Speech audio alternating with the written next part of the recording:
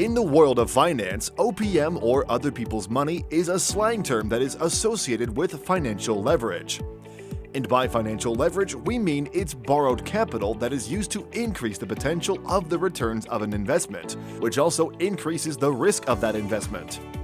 Other people's money can be used by corporations or by an individual, and whichever way it's used, it can be considered a double-edged sword in terms of risks and losses.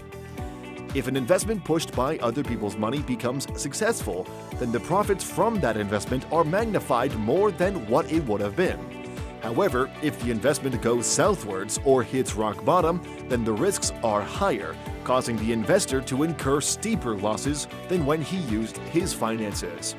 However, other people's money is still important as it plays a certain role in a company's capital structure. The capital structure of a company is a mix of equity financing and debt of that company. A lot of factors come into play when considering what forms an optimal mix of equity, financing, and debt. Using other people's money or increasing leverage can benefit a company a lot by increasing its tax shield. However, too much of the leverage can lead to an increase in the risk of default, and can also lead to chronic financial distress or possibly bankruptcy. From the above, it can be seen that using financial leverage or other people's money helps to strategically increase both the losses and the gains of an investment. Then why use it? How can you use it? What do you use for it? Let's begin with the easiest. Where to use other people's money? One of the best places to use other people's money is in starting a business.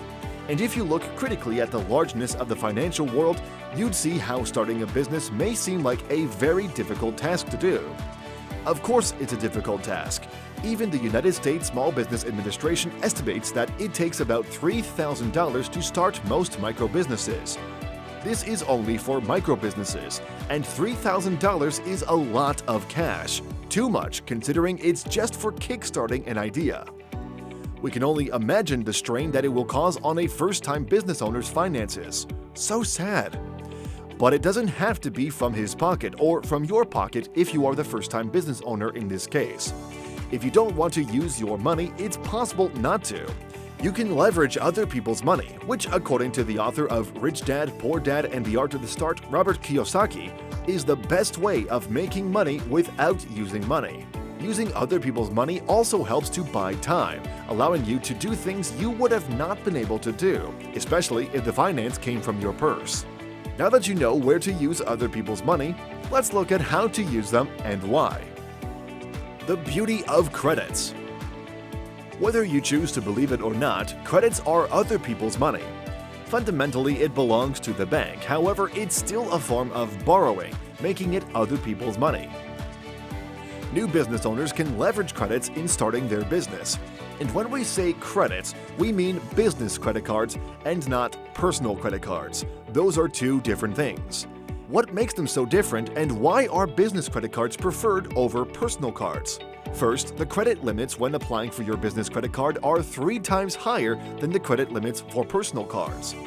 So if your credit card is entitled to about $5,000 in limits, then your business credit cards will have a $15,000 limit. Pretty interesting. But this is not even the best part. Yes, 3 times the credit limit is not the best part. It has several good parts, however. You definitely have to pay back. It's a form of borrowing, remember? But with a lot of business cards out there, the time for the initial payment is usually delayed. And for others, you can enjoy up to 9 to 12 months of 0% interest rates. This gives you a lot of time to turn your freshly made business into a profit-making business, and even pay off your debt before any interest is accrued. Sweet! Also, there's a perk to this. It's a beautiful perk anyway. Some and not all business cards allow you to use the points you gather from your investments. These points can be used to pay for hotels, flights, rental cars, and even for unlocking cool benefits, as well as travel in luxury for as little as nothing or free. Awards, grants, and loans. Although not comparable to credits, loans, awards, and grants are also other people's money.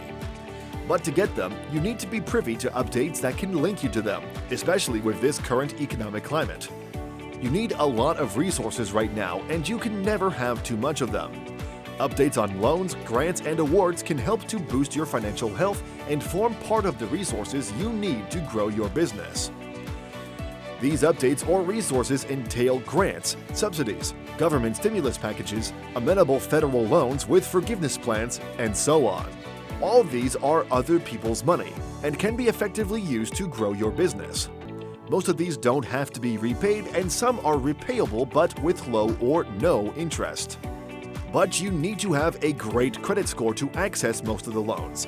A great credit score can be seen as your golden ticket or your downfall in accessing loans and grants for your business. So, to use other people's money, make increasing your credit score a top priority. And also look for grants. They are almost free money because they don't have to be paid back. But you have to earn them. They are a 100% better source of other people's money than credits or loans. Investors. Finally, are investors, be it angel investors or not. And these investors come in three. You probably have heard of the 3 F's: family, friends, fools. And they are a good source of other people's money. Finding or asking for investment nowadays is a lot strange, and considering the economic climate, it's very challenging to land angel investors. Hey, don't give up. As you are looking for investors, they are looking for you too. They need opportunities, so if your business model is considered worthy, they are ready to back you, financially that is. And it's a win-win for both of you. But whether you are getting the funds in seed amounts, which are good for startups, or you are receiving a huge influx with the hope of paying in equity, you need a very good credit score. Investors may be willing to invest in your business because they see it has potential, but it's business to them as well, so they must verify if you can pay back. So yeah, other people's money is good, and there are no shortage of options to utilize it in starting your business. The earlier you start working on your credit scores, the better for you. Till next time, goodbye.